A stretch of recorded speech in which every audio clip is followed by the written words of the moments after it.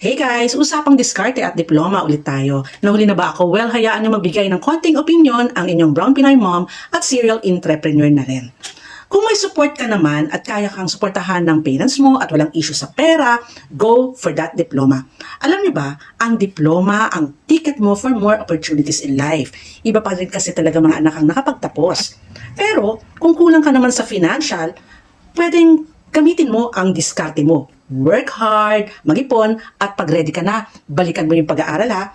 Education is always there waiting for you. Mas maganda kung papayagan ka ng parents mo na dumiskarte habang nag-aaral, gawin mo yun. Marami na ngayon ang gumagawa niya ng mga millennials. Imagine that, yung possibility na you are earning while learning, kailangan lang talaga ng time management at determination mo para hindi rin maapektuhan yung pag-aaral mo. Ang aking anak, pinapayagan ko na habang siya ay nag-aaral, ay may mga racket siya, tumatanggap siya ng mga gigs niya sa video editing and pag-video and photography. And also, meron siyang business noon na yung mga apparel. So natututo siya lalo sa value ng pera. Ang pag-usapan natin kung bakit mahalaga ang diploma. Pag meron ka kasing diploma, ito ang iyong safety net or fallback. It gives you security and option.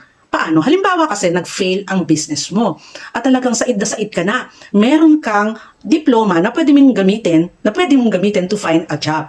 Mas maganda talaga na parehas kang merong diploma at diskarte. Pero yun nga, pag diploma, ito yung safety net mo at fallback sakaling may masamang mangyari dun sa business mo na ang puhunan mo ay diskarte. And also, pag dumating ang time na maging magulang ka na rin, kagaya namin, hindi mo naman sasabihin sa anak mo na huwag ka nang mag-aral, dumiskarte ka na lang, kagaya ko. Or kung ganito yung mindset mo, baguhin mo na po yung ganyang mindset pagdating ng panahon. Kasi pag nagkaanak ka na, sasabihin mo sa kanya, anak, mag-aral ka maigi dahil ito lang ang kayamanan maibibigay ko sa iyo. Kasi nga, ang galing mo, hindi ang galing ng anak mo. Yung diskarte mo, maaaring hindi diskarte ng anak mo. At yung passion mo, maaaring hindi yan passion ng anak mo. Your success as a madiskarting tao might not be the same sa anak mo. Iba-iba tayo ng skills. Ang success story mo baka hindi mangyari sa kanila. We are all unique. Kaya kung may diploma ang anak mo, at least, kampante ka, mawala ka man sa mundo, may fallback ka. May fallback pala ang anak mo. And guys, mindset also matters. Kung ang mindset mo ay hindi mahalaga ang diploma, baka yan din ang maipasa mo sa anak mo. Pero tandaan, ang galing mo nga ay hindi niya galing. Each person has their own path. Education is a foundation. It equips you with knowledge and skills. Pero ang diskarte, yan ang magpapatuloy sa iyo. Combine both, nako, you'll be unstoppable. Balance both as well. Get the diploma if you can. Use your diskarte to navigate life. Both are important. Huwag natin sabihin na isa lang ang mas mahalaga.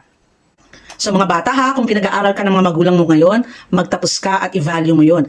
Pero kung kailangan mong dumiskarte, gawin mo. Pero always aim na makapagtapos din eventually. Both are important and valuable. Pero kung sakasakali naman, ginagamit mo lang yung premise na diskarte na lang dahil tinatamad kang mag-aral, wag mong gagawin yan. So yun muna ang insight ng isang brown Pinay mommy and serial entrepreneur. Follow for more tips and insights. Stay smart and keep hustling.